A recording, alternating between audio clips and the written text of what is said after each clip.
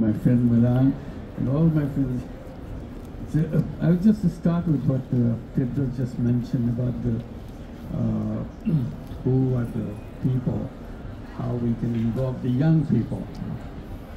If you are from Bangladesh, probably it doesn't go without saying. It's not the half of the population are young. Our median age is 27. Half the population of the country is under 27 years old. So if you're looking for young people, come to Bangladesh. Everywhere. Young boys, young girls. And it's a tightly packed country. Most densely populated country in the whole world. We have a tiny little space with 171 million people. And all young people. If I say all, I mean all. If you take the line 50 years of age, 2/3 of the population are under 50. So you're talking about a country of young people, that's Bangladesh. So you can't do anything without looking at the world through their eyes. And their eyes in the eyes of the world. Because one thing, how we share each other, I don't know. But I bring it up again and again, living in Bangladesh, growing up in Bangladesh, I get more and more convinced. Today's young generation is the most powerful generation in the entire human history. I repeat, in case you missed it. Today's young generation is the most powerful generation in the entire human history. What the young people or human beings did a few years back, took years to do, the young people can do it in seconds. That's the power they got. Not because they are smarter than previous generation. They are same human being, same intellectual capability they have. But one thing they have difference, the technology in their hand. No other generation in the past has so much technology in the hand at birth. When the child grows up, little child crawling, when it stands up, just touch the wall, they touch the wall to see if something is happening on the other wall. Because he or she figured out touching changes things. She's looking for the touch to happen. And that's the way their mind grows up. So I tell the young people in Bangladesh by saying, you must believe without raising any question about it. You are Aladdin's lamp.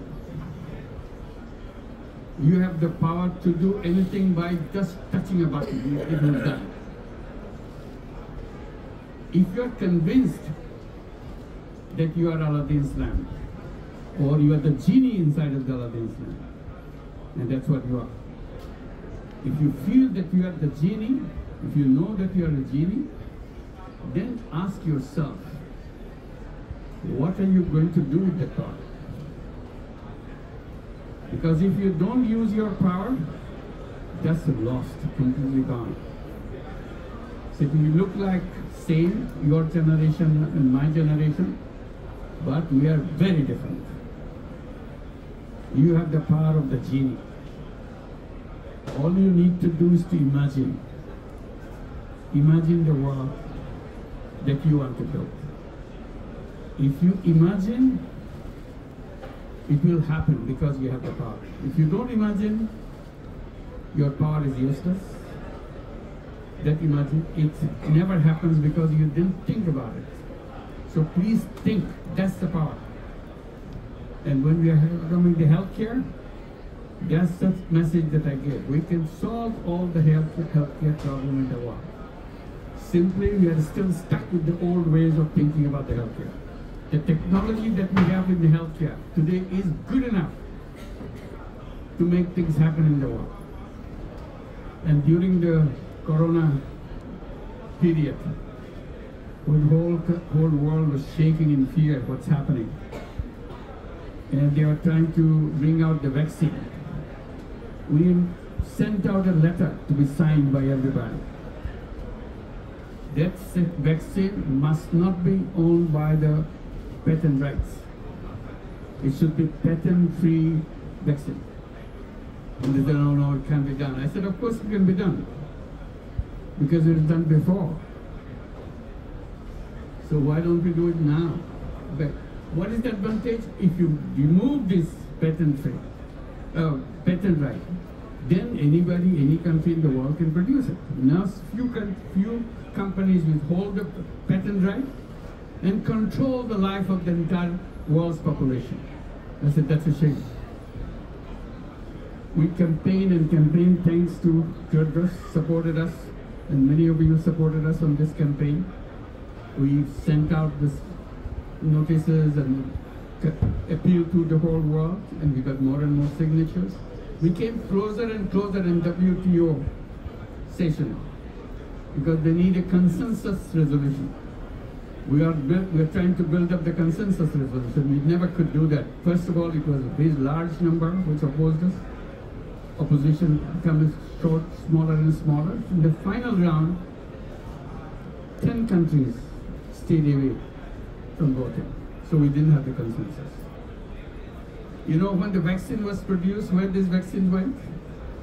80% of the vaccines went to the 10 countries. You know whose 10 countries are. And people suffered throughout the world. They couldn't afford this vaccine. So I raised another question.